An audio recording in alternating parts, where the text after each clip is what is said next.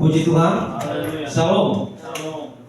Salam sejahtera bagi kita semua, anak-anak Tuhan yang diberkati oleh Tuhan, yang malam hari ini tidak pernah jemu-jemunya, tidak pernah bosan-bosannya memberikan waktu untuk Tuhan. Ketika yang lain pada malas-malasan beribadah mungkin, atau ketika yang lain pada punya halangan, tapi kita tetap berusaha untuk datang kepada Tuhan. Ya, percayalah, waktu kita tidak pernah sia-sia. Tuhan akan memberkati setiap apapun yang kita berikan untuk Tuhan. Tuhan itu adalah Tuhan yang tahu balas budi. Saya mau sampaikan, Tuhan itu adalah Tuhan yang maha baik. Jadi tidak sedikit pun yang kita lakukan untuk Tuhan yang sia-sia.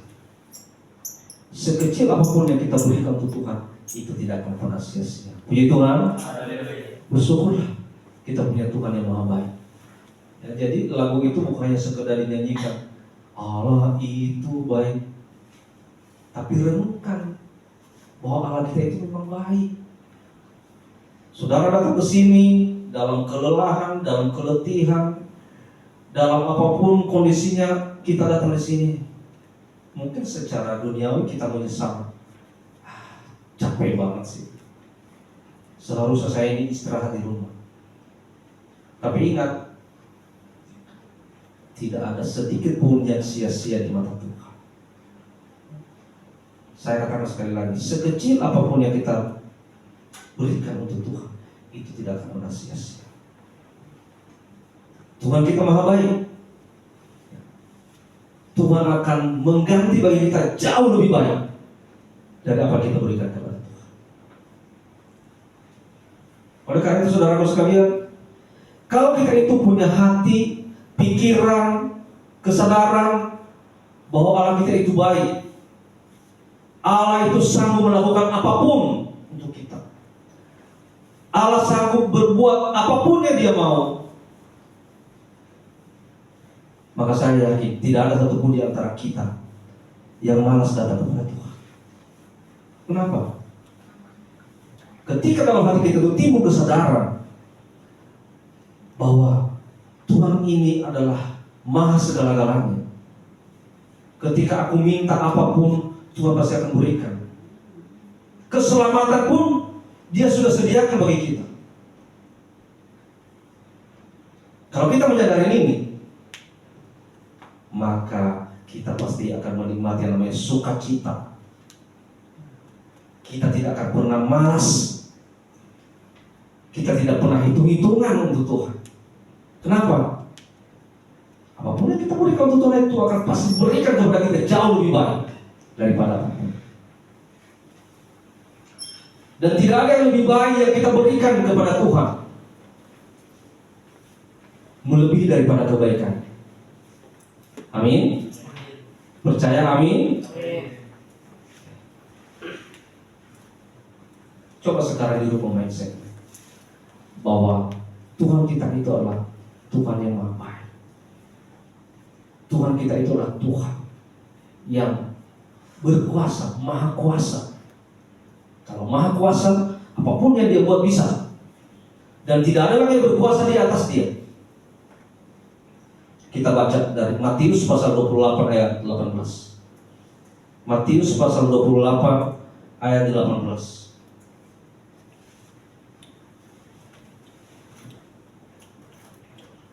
Demikian firman Tuhan. Kita baca 1, 2, 3. Yesus mendekati mereka dan berkata, "Kepadaku telah diberikan segala kuasa di sorga dan di bumi." Puji Tuhan. Perhatikan kata-kata. Yesus mendekati mereka dan berkata, berarti ini perkataan Yesus.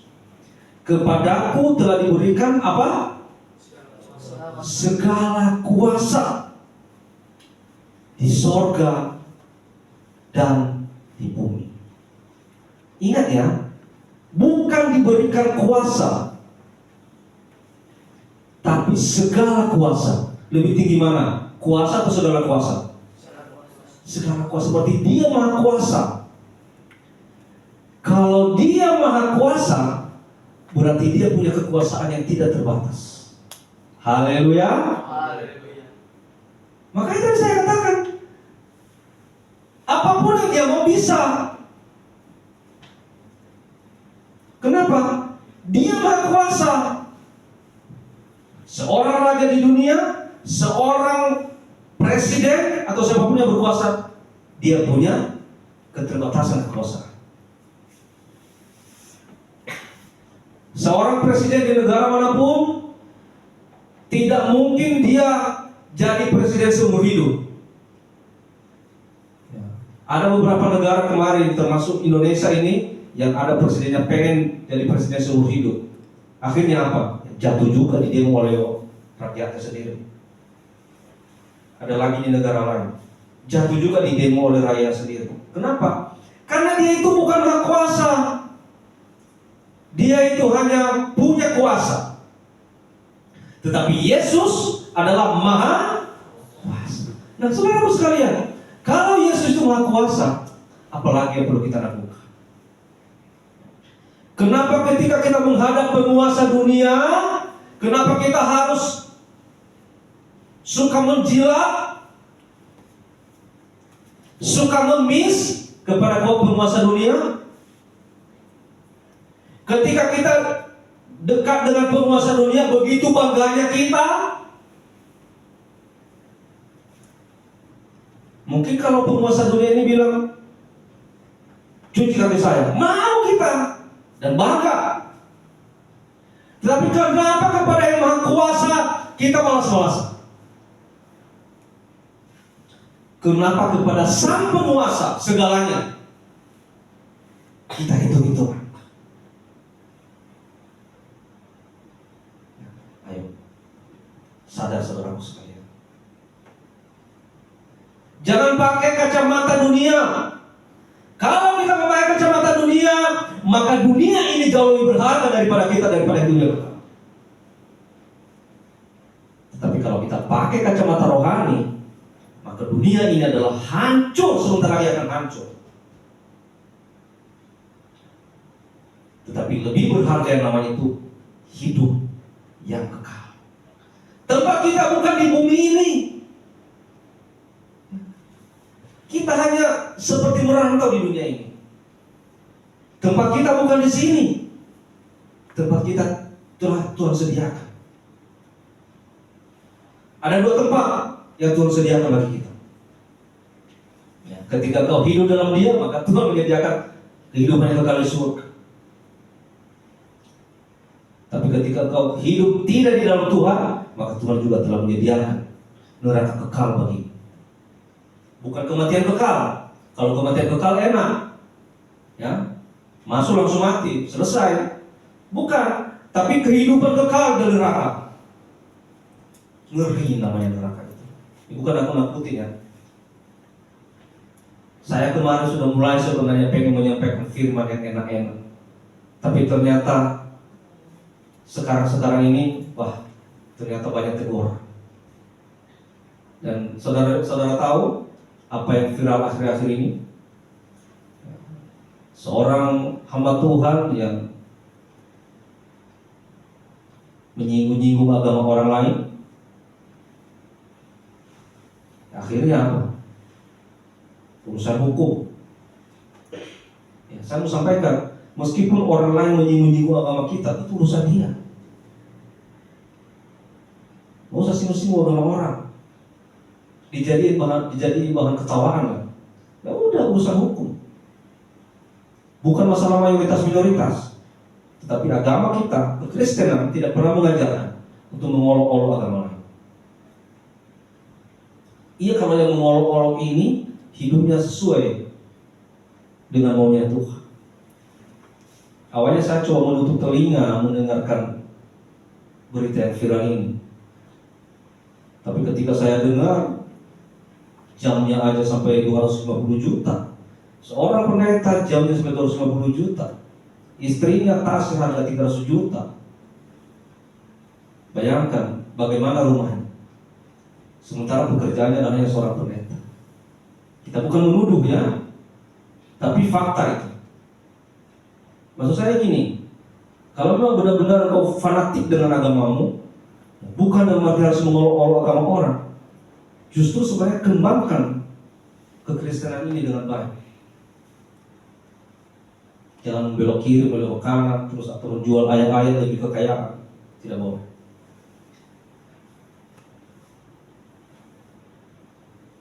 Berarti dia itu sudah tidak lagi menggantungkan hidupnya kepada sang penguasa itu, kepada yang maha kuasa itu. Dia sudah menggantungkan hidupnya dengan kehidupan duniawi, ya, dengan menjual, dengan bersembunyi di belakang ayat-ayat kita. Ya mari Bapak Ibu sekalian, mungkin nanti kedepannya banyak di sini anak teologi yang kedepannya akan melayani Tuhan. Melayani Tuhan lah dengan benar. Jangan bersembunyi di belakang ayat kitab suci, tapi ujung-ujungnya nanti untuk mencari nafsu dunia. Yesus Kristus adalah diberikan segala kuasa. Berarti dia maha kuasa di sorga dan di bumi. Kalau hal ini banyak dipertentangkan di masa kini, banyak saudara kita yang tidak percaya kepada Kristus mengatakan kalau dia maha kuasa di sorga dan di bumi. Kan Yesus itu kan baru lahir tahun 30 Masehi. Yesus itu kan baru ada, dia mati tahun 30 Masehi.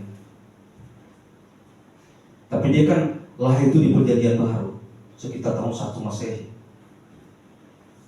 1 sampai 5 Masehi. Bagaimana dia jadi penguasa segalanya? Bagaimana jadi penguasa di surga dan di bumi? Yang herannya ini berkali-kali dijelasi, diulang-ulang lagi itu pertanyaan. Berkali-kali dijelasi, diulang-ulang lagi. Kenapa? Memang dia tidak butuh jawaban, tapi dia pengen mencela. Saya mau sampaikan saudaraku sekalian bahwa Yesus itu, di dalam diri Yesus ada dua natur.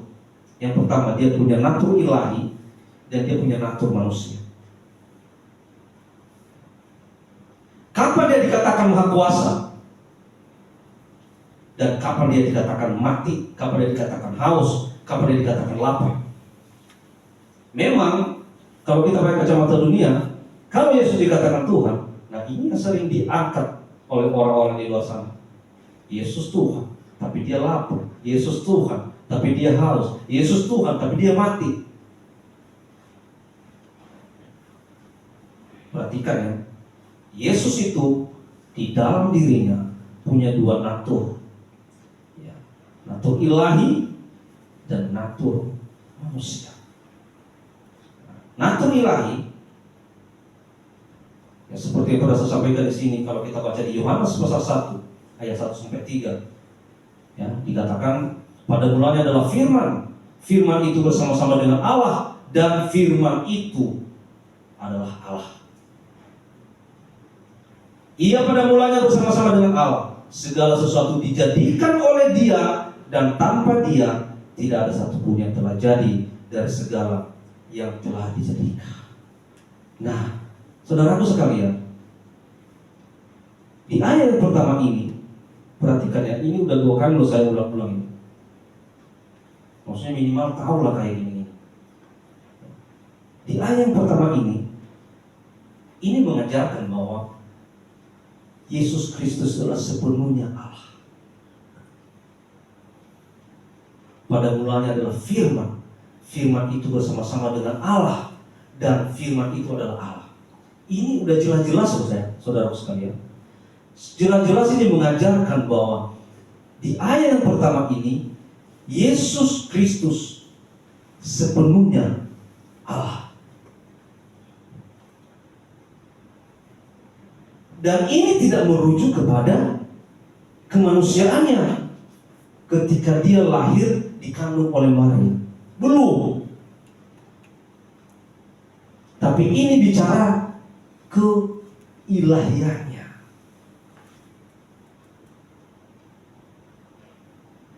Kepada firman Allah sebelum segala sesuatunya ada. Itu maksudnya sekarang sekalian. Nah, ini masih bicara keilahian daripada Yesus.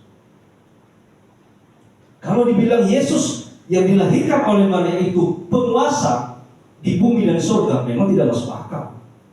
Bagaimana penguasa? Orang baru lahir kok. Nah, bagaimana dunia sebelum Yesus? Nah, makanya tadi saya katakan, itu natur manusianya.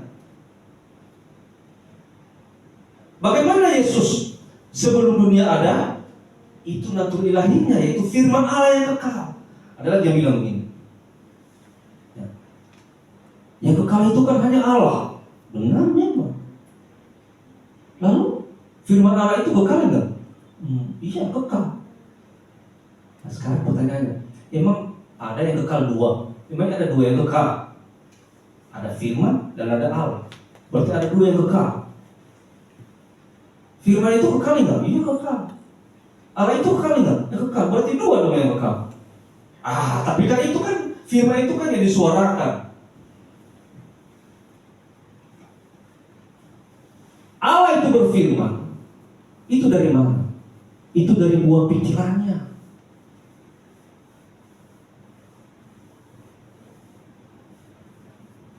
Kalau ada dari buah pikiran Allah, mana bisa dia berfirman? Lalu bicara roh. Makanya dikatakan dia menjadikan segala sesuatu itu dengan firman-Nya. Lalu dia juga menghidupkan segala sesuatu itu dengan roh-Nya. Jadi sangat-sangat sempurna sudah Tuhan kita. Tuhan kita itu nggak mati, Tuhan kita itu nggak bisu, nggak cadel. Dia bisa menciptakan segala sesuatu dengan firman-Nya. Dia bisa menghidupkan segala sesuatu dengan roh-Nya. Itu bicara Yesus dalam keilahian. Dan ini yang disebut dengan pra-eksistensi Yesus. Pra-eksistensi Yesus dalam keilahiannya itu. Nah, di dalam pra-eksistensinya ini, disinilah dia itu sudah ada sebelum dunia pun dijadikan, dia sudah ada. Kenapa? Karena dunia ini pun dijadikan dengan apa? Dengan firman. Haleluya. Nyambung nggak ya? Dunia ini diciptakan dengan firman. Artinya tanpa firman maka tidak ada satupun yang jadi dari segala yang telah ada. Kalau Allah itu tidak punya firman, maka tidak ada yang bisa diciptakan. Tapi karena firman inilah Allah menciptakan segala sesuatu. Kalau juga Allah ini tidak punya firman dan dia tidak punya roh, maka Allah itu sama dengan tembok ini. Sama dengan mimbar ini. Sama dengan benda mati. Nggak bisa ngapa-ngapain. Nah, inilah naturnya sebagai ilahi. Ya. Makanya dikatakan ayat 3, segala sesuatu dijadikan oleh Dia. Artinya oleh Yesus sebagai firman yang kekal tadi. Bukan oleh manusia Yesus, bukan oleh manusia Yesus yang lahir dari rahim seorang Maria. Dan dikatakan tanpa Dia tidak ada satupun yang telah jadi dari segala yang telah dijadikan. Nah, itulah pra-eksistensi Yesus atau pra-eksistensi Putra Allah. Ya, di mana Yesus sudah ada sebelum segala sesuatu ada. Dalam eksistensi sebagai firman Allah. Ingat ya. Saya gini loh, nanti kalau ditanya begini, Yesus itu Allah bukan? Iya Allah. Yesus itu Alfa dan Omega, ya awal dan akhir. Terus Yesus itu lahir kapan? Terus sebelum Yesus lahir, di mana dia? Di mana dikatakan dia itu Alfa atau yang awal? Bingung kan? Dikocok itu otak kita kan sama mereka, dikocok otak kita, diadu-adu otak kita kayak mie kocok Aceh. Diadu-adu mulai bingung, iya ya. Kalau dibilang lagi begini, Yesus itu adalah Allah bukan? Iya Allah. Berarti dia sudah ada sejak semula dong? Iya dong, pasti. Yesus sudah sejak semula. Terus dia itu keturunannya siapa? Daud. Dan itu keturunannya siapa? Keturunan Abraham. Loh, dia keturunan Abraham berapa keturunan? Kok dibilang dia Allah? Harusnya dia itu yang menciptakan Abraham dong. Bingung, otaknya udah terkocok lagi, bingung, gak bisa jawab. Kenapa? Karena dia tidak bisa membagi yang tadi. Dia tidak bisa membedakan bahwa di dalam diri Yesus ada dua natur. Natur ilahi dan natur manusia. Yang diobok-obok sama dia itulah natur Yesus sebagai manusia.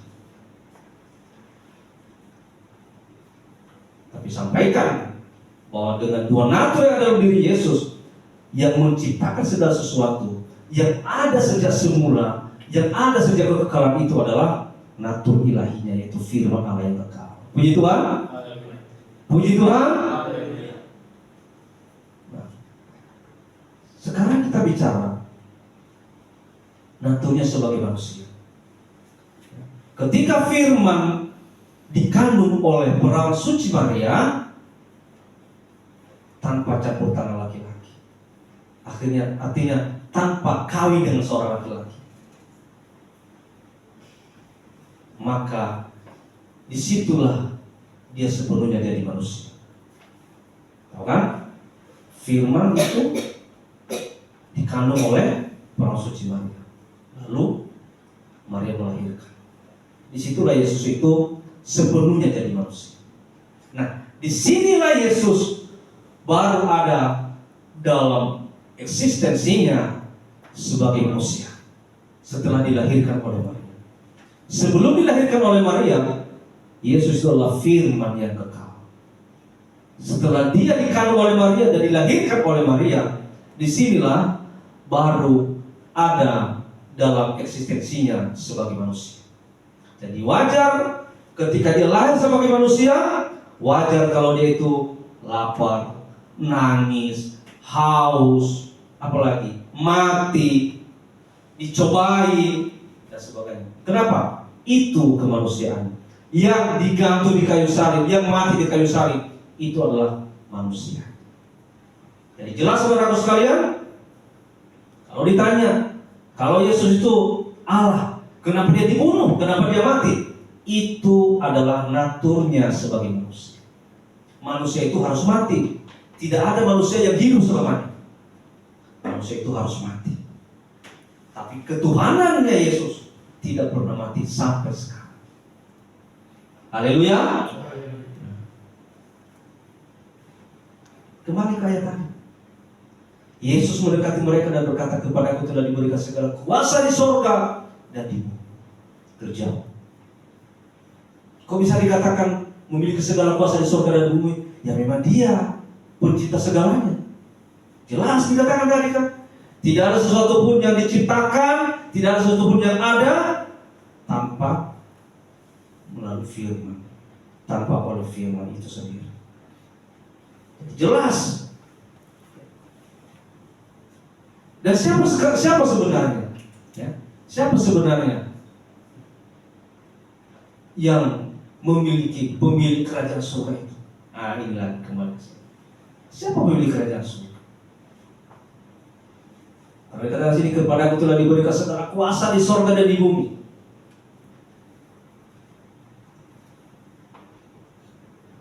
Kalau di rumah ini, maaf kata, kalau di rumah ini, di rumah blok EB27 nomor 6 ini, siapa yang paling berkuasa di sini? Siapa yang paling berkuasa di rumah ini? Saya. Kenapa saya? Kenapa saya paling berkuasa? Karena saya yang memiliki rumah ini. Di rumahnya Pak Guru, siapa yang paling berkuasa? Dedi. Pak Guru. Nggak mungkin saya yang berkuasa di rumahnya Pak Guru. Orang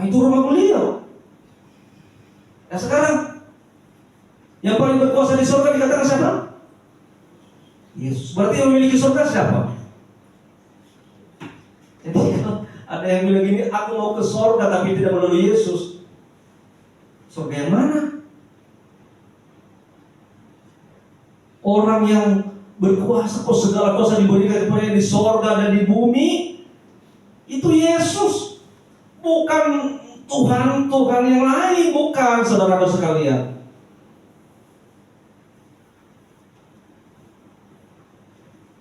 Siapa yang paling berkuasa di neraka? Hah? Iblis. Siapa tadi? Siapa ada semua? Tuh. Yes. Jadi yang paling berkuasa di neraka itu bukan iblis. Justru nanti yang paling disiksa di neraka itu siapa? Iblis yang paling disiksa. Yang berkuasa siapa? Tuhan Yesus. Makanya dikatakan segala kuasa di surga dan di bumi, Dia yang punya kuasa.